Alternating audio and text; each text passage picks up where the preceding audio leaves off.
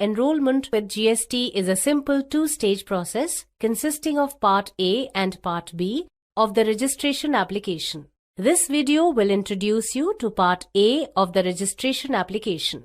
To begin, access the GST website www.gst.gov.in.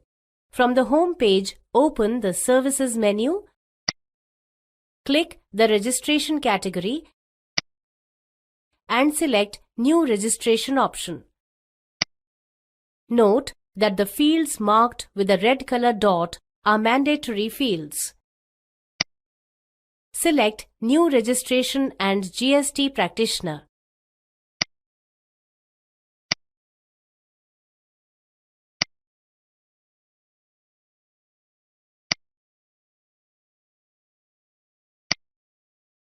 Provide your basic information,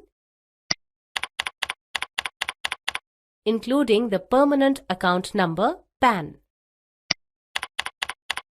Make sure to enter a valid email address and Indian mobile phone number, since the GST portal will communicate one-time passwords, OTPs, and notifications at this address and mobile phone number. Clicking Proceed will send two different OTPs on your mobile and email address. On the next page, enter the OTP received in the email OTP field and the one received on mobile phone number in the mobile OTP field and click Proceed. This will complete Part A of the enrollment application and will generate a temporary reference number, TRN. Note down this TRN to fill the Part B of the enrollment application. Click Proceed. Enter the TRN that was generated on submitting Part A of the registration application. Enter the CAPTCHA as usual and click Proceed. This will trigger an OTP. Enter the OTP received and proceed further. Notice the status of the registration application shows as draft. Go ahead and click the Edit icon. Part B has 4 sections, with each section containing multiple fields that need to be filled up. Make sure to fill out all the mandatory fields, otherwise you will not be able to complete Part B. You get 15 days to fill and submit this application. In the General Details section, provide your basic qualification details. Begin by selecting if you want to register under the Central or State or Union Territory Enrolling Authority. Based on the selection, the application will be sent to corresponding approving authority. You can enroll as GST practitioner only if you hold one of the desired qualification or if you are a retired government officer. Select the university or institute, year of passing and qualifying degree for enrollment as a GST practitioner. In case of CA or CS or CMA, enter the membership details including membership type, number and date.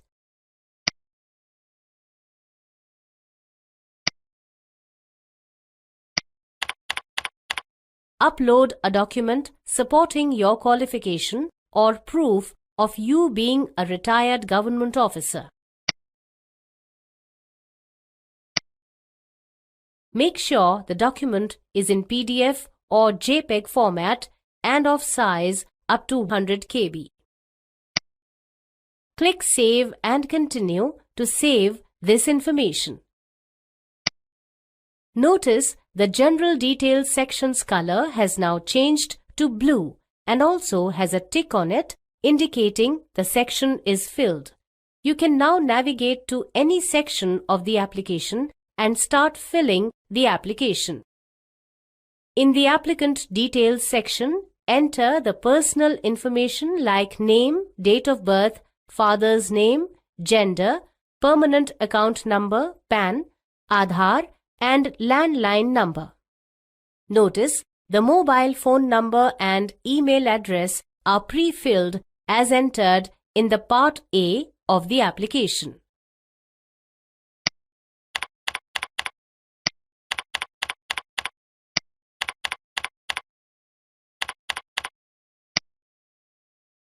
Next, upload the photograph. Make sure the photograph is in JPEG format and size is less than 100 KB. Click the Save and Continue button. The next section allows entering the professional address. Provide professional address with PIN code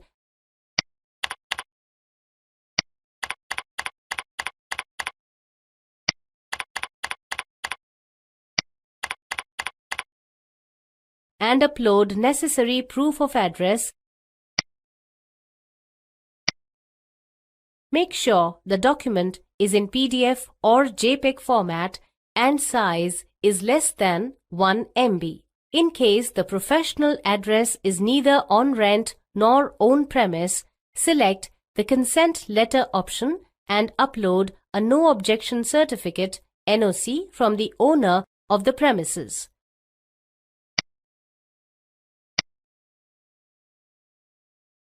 Once done, verify the application.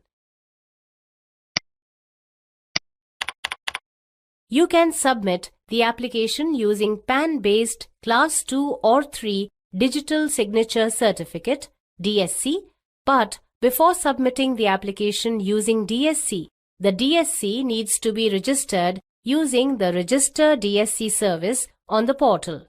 Alternatively, the application can be submitted using the eSign or Electronic Verification Code (EVC) option. Both these services are Aadhaar-based service and require you to have the mobile phone number registered with the Aadhaar database handy. In case of EVC, you will need to enter the OTP for authentication.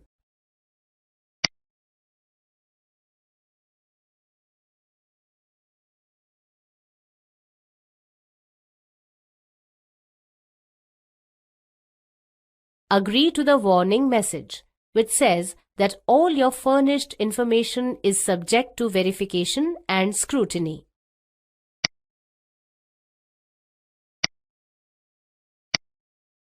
Upon successfully submitting Part B of the registration application, an Acknowledgement Reference Number (ARN) will be sent on your mobile phone number and email address. It's that simple.